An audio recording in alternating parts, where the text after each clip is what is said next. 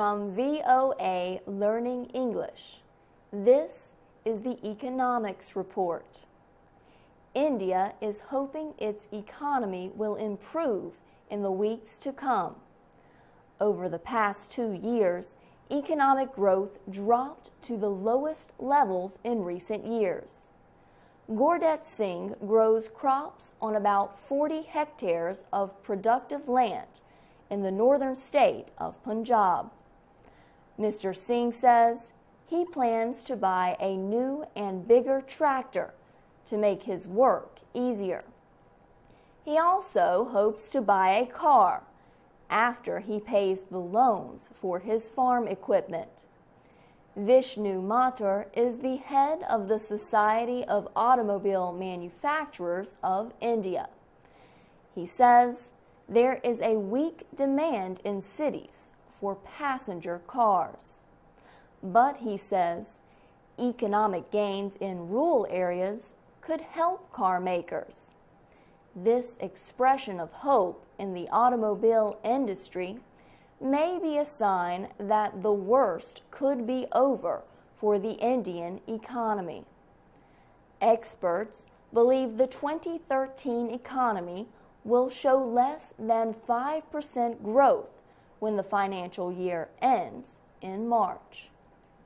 Rafiq Ahmed is head of the Federation of Indian Export Organizations. He says exports are growing because of the devalued rupee and better economic conditions worldwide. Indians' money, the rupee, lost more than 20% of its value compared to the United States dollar last year. The Indian economy is widely expected to grow, yet economists say it is unlikely to reach the 9% growth seen just 3 years ago. Finance Minister P. Chidambaram has said the economy will expand at a rate of more than 6% in 2014. Economists say trust among investors, both in India and in other countries, must return before the Indian economy can improve. Many investors are waiting to see who will lead India after national elections to be held by May. For VOA Learning English, I'm Carla Babb.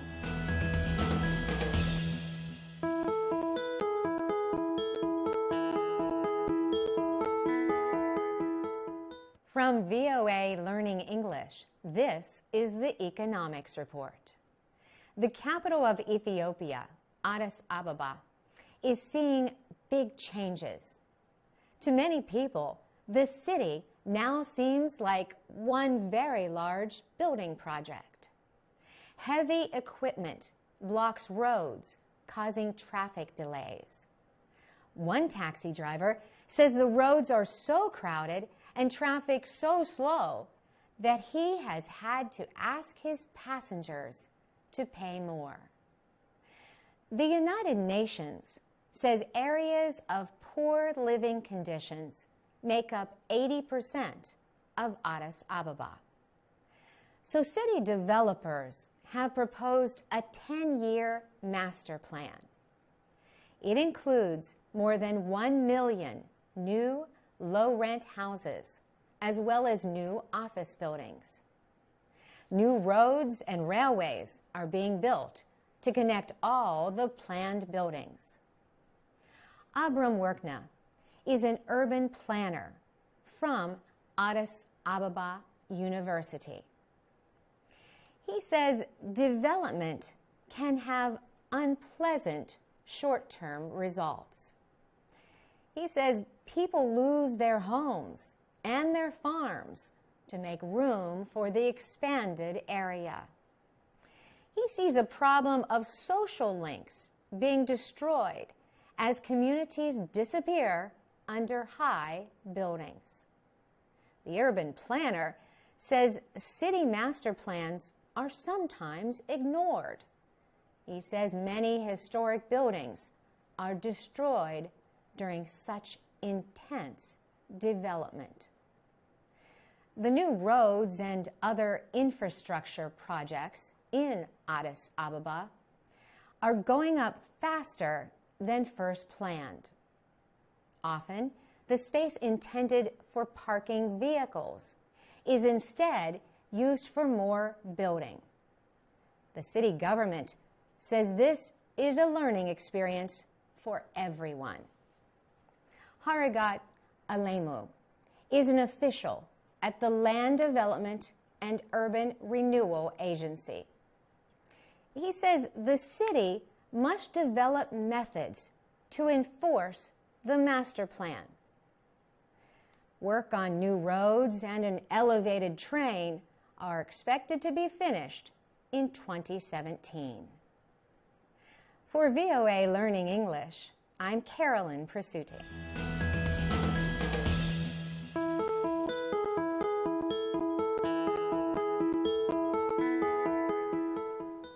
From VOA Learning English, this is the Economics Report. Many people who want to buy goods, pay for services, or send money anywhere in the world are using Bitcoin. They do not have to use banks or credit cards when they use the electronic money. Bitcoin is not issued by governments, yet it is bought, sold, and exchanged like other currencies through trading companies.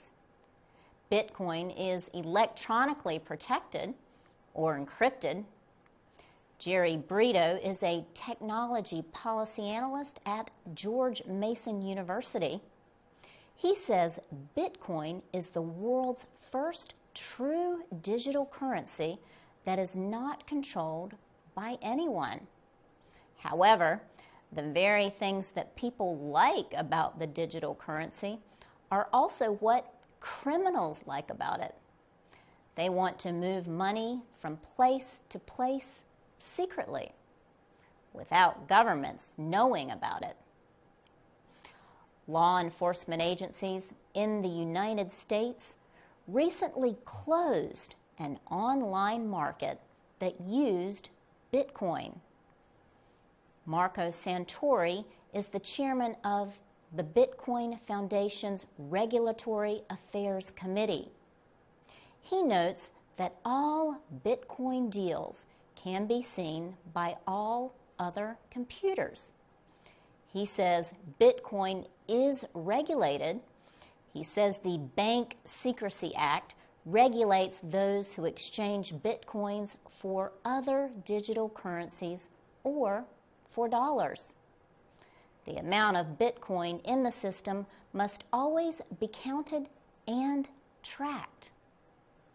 The United States, Germany, and many other governments accept the use of Bitcoins. Some officials have called for stronger regulations. China recently banned its banks, but not businesses, from trading in Bitcoin. The value of a Bitcoin has increased since the digital currency began in 2009. It has gone from being worth just a few pennies to being valued at hundreds of American dollars. For VOA Learning English, I'm Laurel Bowman.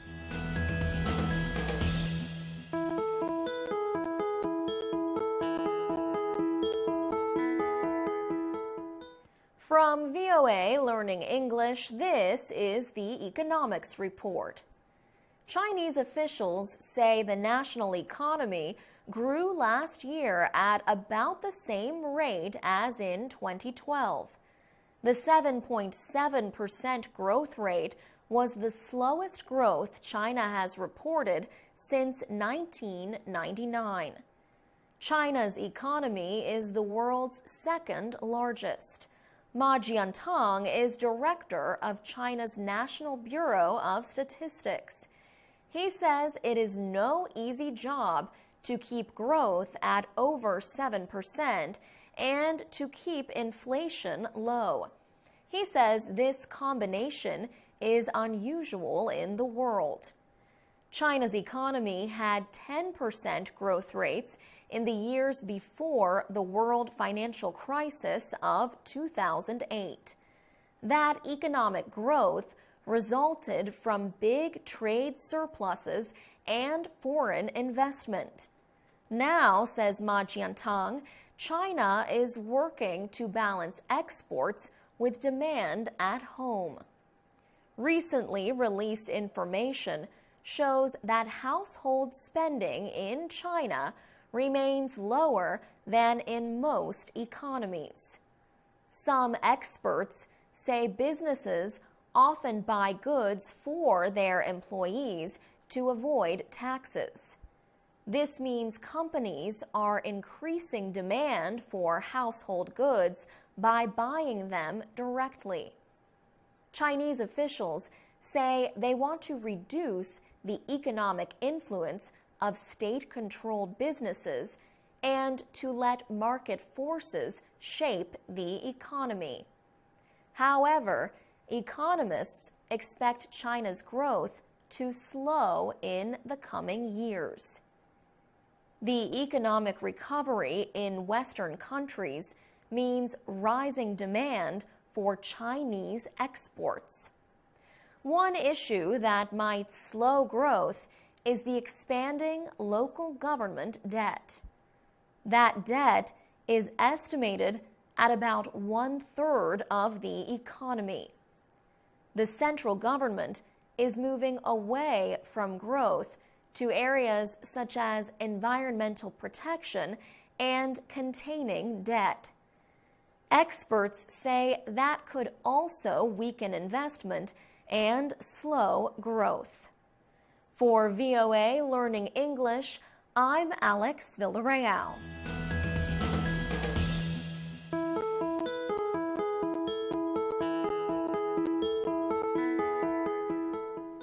From VOA Learning English, this is the Economics Report. Researchers have produced a new map of mining areas in the Democratic Republic of Congo. The map shows mines under the control of the Congolese army and armed groups. The study suggests that the top conflict mineral from the area is now gold.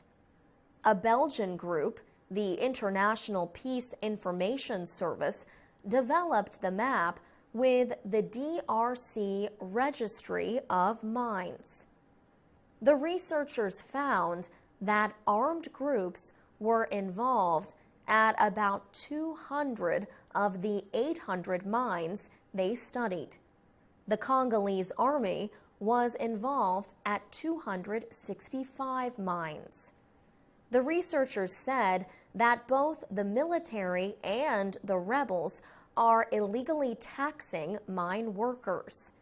The International Peace Information Service carried out a similar survey in 2009.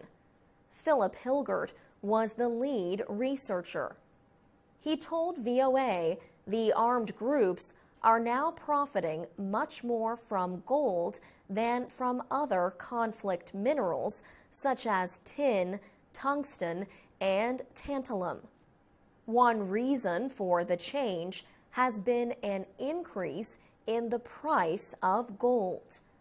Another reason has been stronger international rules for mineral imports. Mr. Hilgert says such efforts have had a big effect on trade in tin, tungsten, and tantalum, but it has not affected the gold trade. Judith Sargentini is a member of the European Parliament. She has been campaigning for a European law on conflict minerals. She notes that gold, like diamonds, is easy to transport in small amounts, which can make it hard to know where it was mined. The German Geological Institute, BGR, has collected minerals from hundreds of mines in Rwanda. The collection could be used to prove if minerals come from a conflict area.